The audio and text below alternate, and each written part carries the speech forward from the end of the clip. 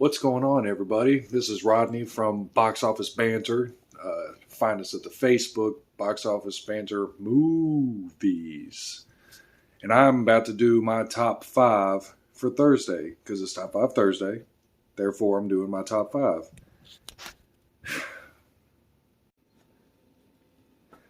Now, this has so far been the hardest top five I've come across yet. And I thought it was going to be a little bit difficult. But after, going and looking at movies, it became more and more difficult to where it's almost impossible to choose. So I ended up choosing my five that I like the most, that I, enjoy, or there's so many of them though. Anyway, I present to you my top five movies from the 80s.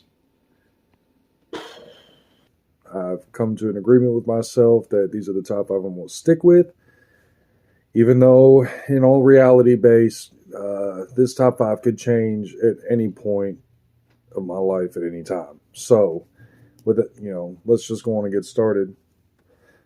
For my number five comes in the form of Roadhouse. I love Roadhouse. I love Patrick Swayze. Rest in peace.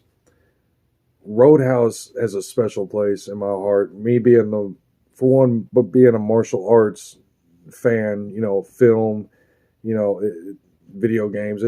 Martial arts is key to life. Okay. Patrick Swayze is not a bodyguard per se. He's a bouncer pretty much at, bars. And dude, he kicks some ass in this movie. I'm talking kicks some ass in this movie.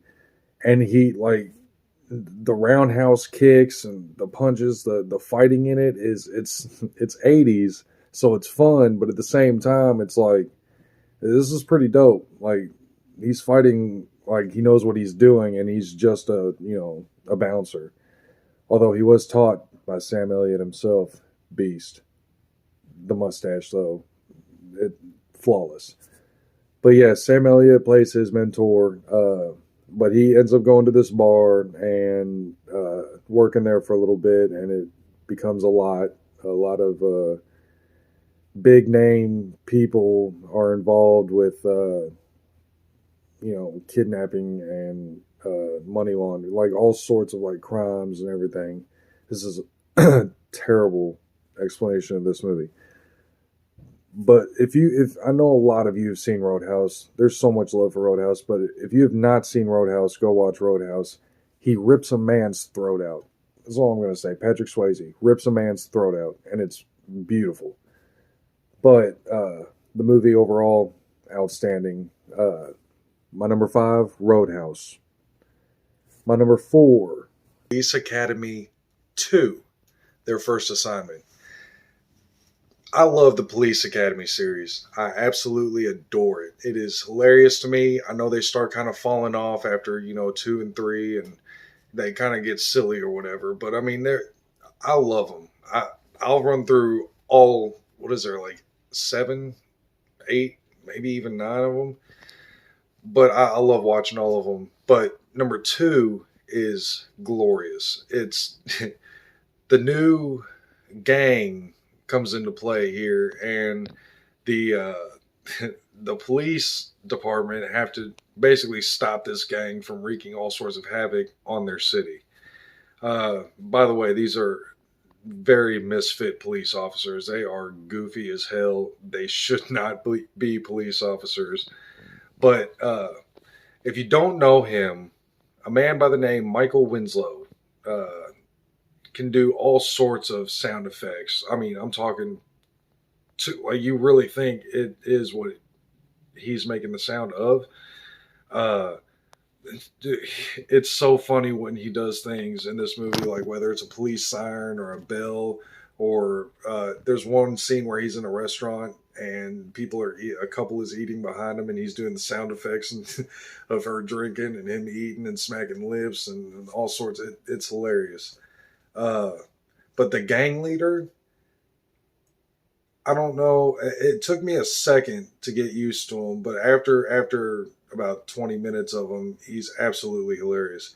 His voice is I'm not going to attempt it, okay? But if you're watching this, go to YouTube afterwards and look up Police Academy 2 uh gang leader.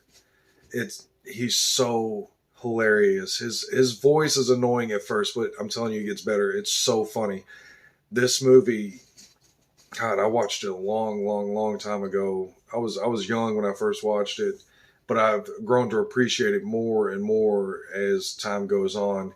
And it's just one of those with it's got great rewatchability to it, but it is absolutely hilarious. I can still laugh my ass off at this movie when I watch it. So my number four, Police Academy 2, Their First Assignment. Go check it out. Which leads to my number three spot. And of course, I can't have this list without having my number three, Die Hard. The first Die Hard. The first Die Hard is amazing. Okay, and I'm just gonna go on and say this because it's true, and I can't keep holding it in. My number one favorite antagonist slash villain of all time is Hans Gruber. Hans Gruber, Die Hard. I, the perfect villain, in my opinion. Absolute perfect villain. He he doesn't care. He's in there to do what he needs to do, and that's that. And that's it. There is no ifs, ands, or buts. No, oh well, we got John McClane in here, and this being John McClane's first movie, stupendous, absolutely amazing.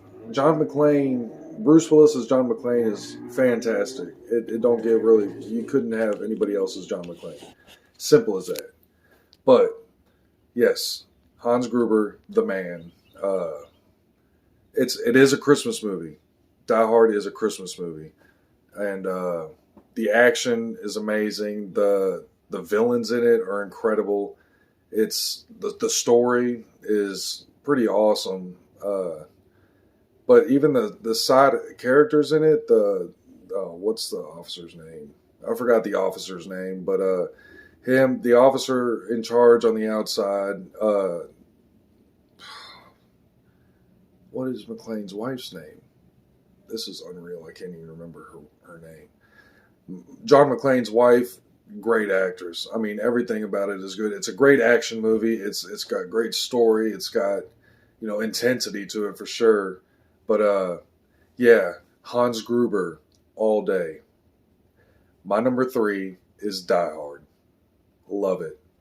Now, my number two for my top five 80s movies. My number two goes to Enemy Mine.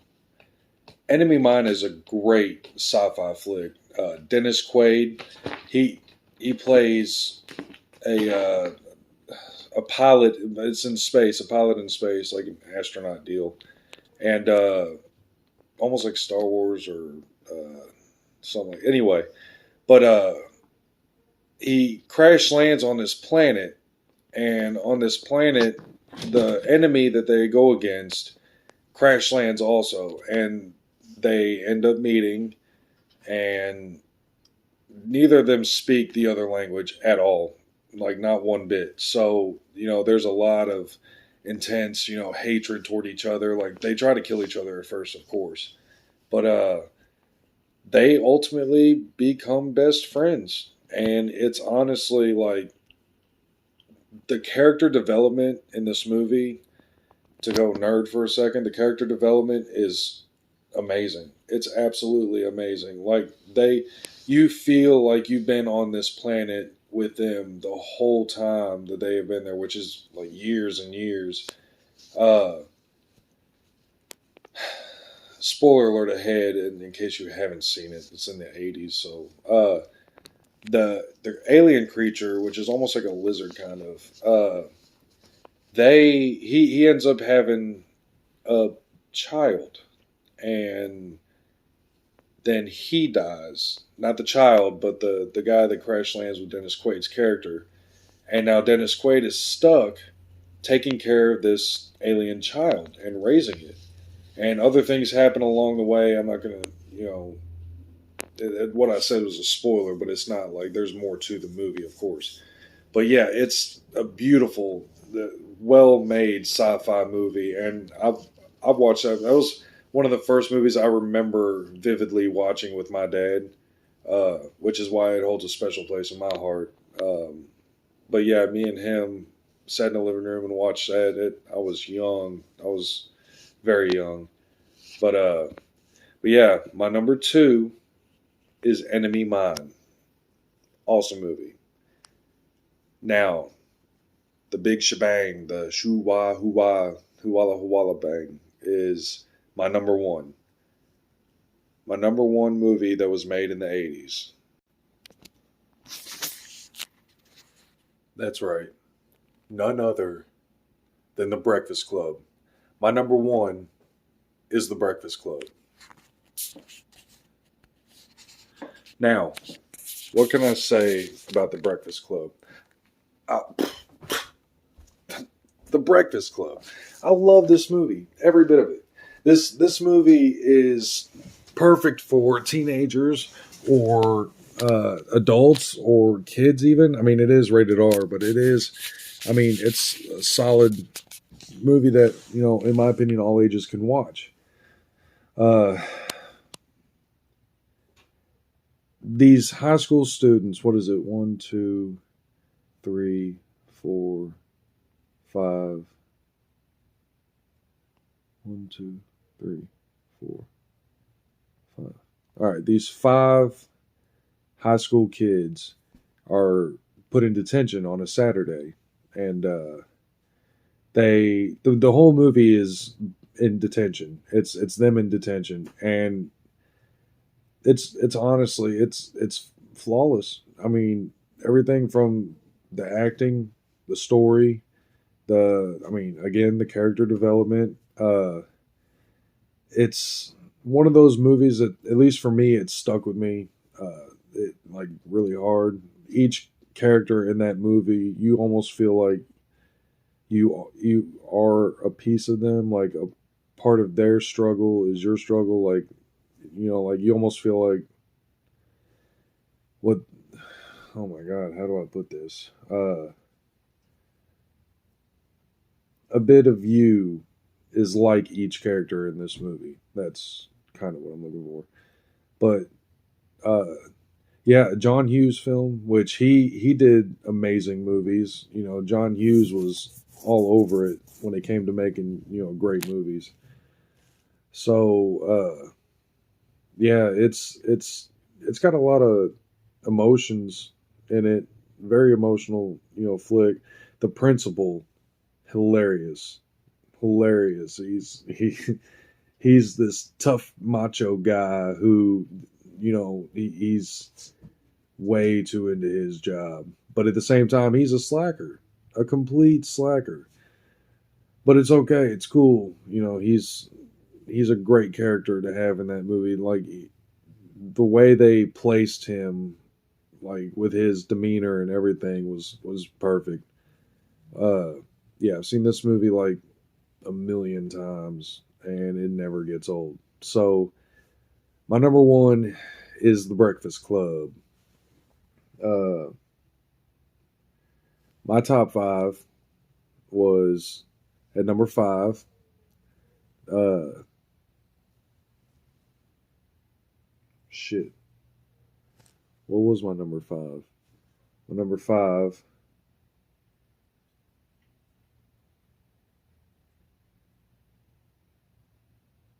Shit. Roadhouse. My number five, Roadhouse. Number four, Police Academy 2, Their First Assignment. Number three, Die Hard. Number two, just talked about this movie. I just talked about it. What was my number two? Janice. What was my number two? No way, dude.